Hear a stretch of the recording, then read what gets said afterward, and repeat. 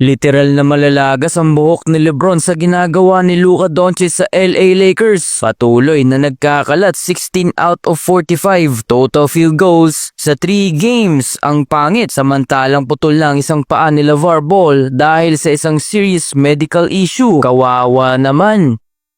Isang heartbreaking news para sa LA Lakers at Lakers fans dahil natalo sila sa mahinang team na Charlotte Hornets 100-97. Nagkalat si Luka Doncic 5 out of 18 sa field at 1 out of 9 sa 3-point area. Anyari sa number 1 scorer ng NBA last season. Fit nga ba talaga siya sa LA Lakers? Despite sa bad shooting ni Luka, nakapagtala ito ng 14 points, 11 rebounds at 8 assists. Pinapaiyak ni Luka ang mga Lakers fans sa kanyang performance. Umabot na sa 16 out of 45 ang kanyang total field goals sa unang 3 laro niya sa Lakers. Isama mo pa ang 5 out of 24 na 3-point field. Pinapakulo ni Luka ang dugo sa ulo ni LeBron. Anong masasabi niyo dito mga Lakers fans?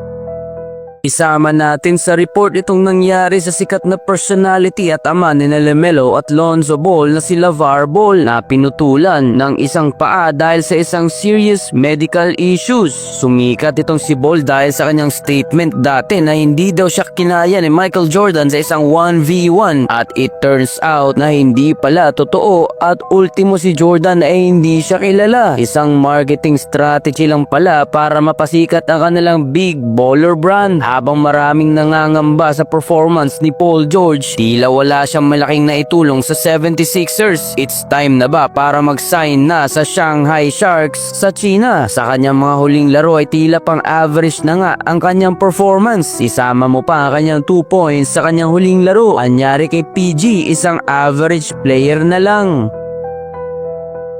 May ibang 40 years old pa kaya ang makakagawa nitong ginawa ni LeBron sa batang sentro ng Hornets? Literal na nilibing ng buhay mga idol, dinakdakan ni Lolo Bron. Walang kupas, legit na si LeBron James pa rin ang pinakamalakas na player hanggang ngayon sa LA Lakers. Sitse puwera si Luka sa kanya, hindi nakakatulong, nagkakalat with 6 turnovers. Almost triple D si King, 26 points, 7 rebounds at 11 assists. May 40 years old player pa bang makakagawa nito aside kay LeBron James?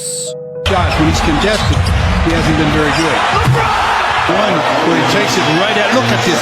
Throw it back and throw it down. Despite sa nagawang dunk of the year ni LBJ sa Hornets ay natalo pa rin sila sa dulo. Sinisi pa nga ng ilang fans dahil naimintis niya ang back-to-back 3-pointers na magpapatabla sana sa laro. Inusgahan agad siya ng ilang mga NBA fans at tinawag na hindi isang clutch player. Kailangan na daw mag-step down at pabayaang si Luka ang tumapos at mag-ISO sa bawat laro. Ano masasabi niyo dito sa mga komentong ito mga idol?